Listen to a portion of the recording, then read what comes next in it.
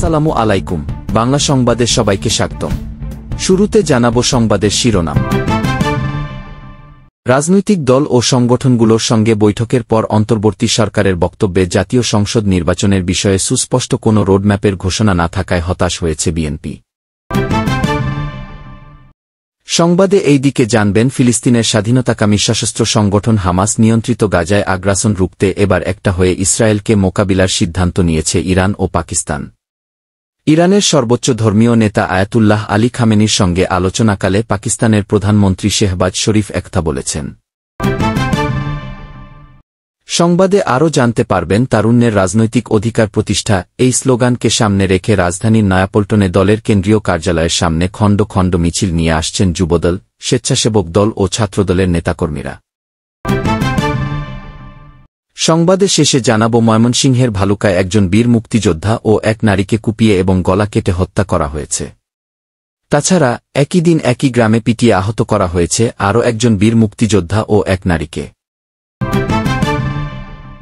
দর্শক, শুনছিলেন সংবাদ শিরোনাম, এখন দেখবেন বিস্তারিত। রাজনৈতিক দল ও সংগঠনগুলোর সঙ্গে বৈঠকের পর অন্তর্বর্তী সরকারের বক্তব্যে জাতীয় সংসদ নির্বাচনের বিষয়ে সুস্পষ্ট কোনো রোডম্যাপের ঘোষণা না থাকায় হতাশ হয়েছে বিএনপি।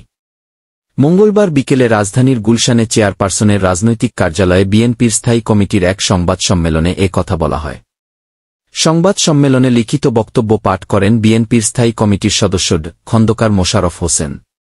এতে বলা হয়, গত ২৪ মে অন্তর্বর্তীকালীন সরকারের প্রধান উপদেষ্টার আহ্বানে বিএনপির একটি প্রতিনিধি দল সাক্ষাৎ করেন। একই দিনে আরও ২টি দল প্রধান উপদেষ্টার সঙ্গে সাক্ষাৎ করে। তৎপরবর্তীতে আমরা আপনাদের সামনে আমাদের তাৎক্ষণিক প্রতিক্রিয়া ব্যক্ত করেছি। পরের দিন আরও ১৯টি রাজনৈতিক দলের সঙ্গে তিনি সাক্ষাৎ করেছেন। রাজনৈতিক দলসমূহের সাথে মাননীয় প্রধান উপদেষ্টার আলোচনার প্রসঙ্গে তার প্রেস সচিবের মাধ্যমে সরকারের যে বক্তব্য পাওয়া গিয়েছে তাতে জাতীয় সংসদ নির্বাচনের বিষয়ে সুস্পষ্ট কোনো রোডম্যাপের ঘোষণা না থাকায় আমরা হতাশ হয়েছি। বিএনপি এবং অন্যান্য রাজনৈতিক দল কোনো সময়েই মাননীয় প্রধান উপদেষ্টার পদত্যাগ চায়নি এবং এখনও চায় না। কিন্তু আমরা অন্তর্বর্তীকালীন সরকারের নেতৃত্বে ডিসেম্বর ২০২৫ এর মধ্যে একটি সুষ্ঠু, নিরপেক্ষ জাতীয় সংসদ নির্বাচনের রোডম্যাপ দাবি করে এসেছি। যেহেতু সংস্কার একটি চলমান প্রক্রিয়া, তাই সংস্কার ও নির্বাচন প্রক্রিয়া দুটোই একই সাথে চলতে পারে। পতিত ফ্যাসিবাদী শক্তির এবং ব্যক্তির অর্থাৎ দল এবং মানবতাবিরোধী অপরাধে অভিযুক্ত ব্যক্তিদের বিচার প্রক্রিয়া চলমান থাকবে। সংবাদ সম্মেলনে খন্দকার মোশাররফ বলেন, প্রধান উপদেষ্টার সাথে অনুষ্ঠিত আলোচনায় আমরা উপরোক্ত বিষয়গুলো উপস্থাপন করেছিলাম বরাবরের মতোই। আমরা লক্ষ্য করেছি, উক্ত দিনে অর্থাৎ শনিবার জাতীয় অর্থনৈতিক পরিষদের সভা শেষে উপদেষ্টা পরিষদের বিবৃতিতে যে বক্তব্য জাতির সামনে উপস্থাপন করা হয়েছে তা অস্পষ্ট ও বিভ্রান্তিকর। উপদেষ্টা পরিষদের দায়িত্ব পালনে আমরা প্রথম থেকে অদ্যাবধি সর্বোচ্চ সহযোগিতা প্রদান করে আসছি। সরকার পরিচালনায় নিরপেক্ষতার ঘাটতি এবং দুর্বলতার কারণে জনমনে সংশয় ও সন্দেহের উদয় হওয়া স্বাভাবিক। বিভিন্ন মহলের অযৌক্তিক ও উদ্দেশ্য প্রণোদিত দাবি দেওয়া এবং এখতিয়ার বহির্ভূত বক্তব্য সরকারের স্বাভাবিক কাজের পরিবেশ বিনষ্ট হওয়ার যে অভিযোগ সরকারের পক্ষ থেকে উত্থাপন করা হয়েছে, সেটা মূলত সরকারের নিজস্ব অর্জন। ফিলিস্তিনের স্বাধীনতাকামী সশস্ত্র সংগঠন হামাস নিয়ন্ত্রিত গাজায় আগ্রাসন রুখতে এবার একটা হয়ে ইসরায়েলকে মোকাবিলার সিদ্ধান্ত নিয়েছে ইরান ও পাকিস্তান। ইরানের সর্বোচ্চ ধর্মীয় নেতা আয়াতুল্লাহ আলী খামেনির সঙ্গে আলোচনাকালে পাকিস্তানের প্রধানমন্ত্রী শেহবাজ শরীফ একথা বলেছেন। ইরানের সরকারি বার্তা সংস্থা ইরনার উদ্ধৃতি দিয়ে এফপি এই খবর জানিয়েছে। চলতি বছরের শুরুতে পাকিস্তানের বেলুচিস্তানে হামলা চালায় ইরান। সন্ত্রাসী আস্তানা লক্ষ্য করে হামলা চালানোর দাবি করে তেহরান। ওই ঘটনার পর দুই দেশের মধ্যে উত্তেজনা শুরু হয়। কূটনৈতিক সম্পর্ক ছিন্নেরও হুঁশিয়ারি আসে উভয় পক্ষ থেকে। তবে সম্প্রতি ভারত-পাকিস্তান দ্বন্দ্বের সময় দুই পক্ষের মধ্যে সমঝোতার বিষয়ে এগিয়ে আসে ইরান। এবার তেহরান সফরে গিয়ে নতুন সূচনার ইঙ্গিত দিয়েছেন পাকিস্তানের প্রধানমন্ত্রী। তেহরান সফরে গিয়ে প্রথমে দেশটির প্রেসিডেন্টের সঙ্গে সাক্ষাৎ করেন শেহবাজ। বৈঠক শেষে এক যৌথ সংবাদ সম্মেলনে তিনি জানান, ইরানের শান্তিপূর্ণ পরমাণু কর্মসূচিতে পূর্ণ সমর্থন দেবে পাকিস্তান। এছাড়া ইরান-পাকিস্তান সীমান্তে সন্ত্রাসবাদ রুখতে যৌথ পদক্ষেপেরও আহ্বান জানান তিনি। পাকিস্তানের প্রধানমন্ত্রী আরও জানান, ইসলামাবাদ কখনোই তাদের ভূখণ্ডকে তেহরানের বিরুদ্ধে ব্যবহারের অনুমতি দেবে না।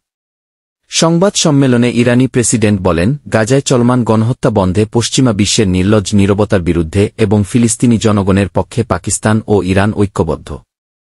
এরপর ইরানের সর্বোচ্চ নেতা আয়াতুল্লাহ খামেনির সঙ্গে বৈঠক করেন পাকিস্তানের প্রধানমন্ত্রী শেহবাজ বলেন, পাকিস্তান মুসলিম বিশ্বের মধ্যে ইসরায়েল বিরোধী অবস্থানে অবিচল থেকেছে। একই সঙ্গে তিনি গাজায় ৫৪,০০০ মানুষের নিহত হওয়ার ঘটনা আন্তর্জাতিক মানবতার উপর এক গভীর কলঙ্ক বলে আখ্যা দেন।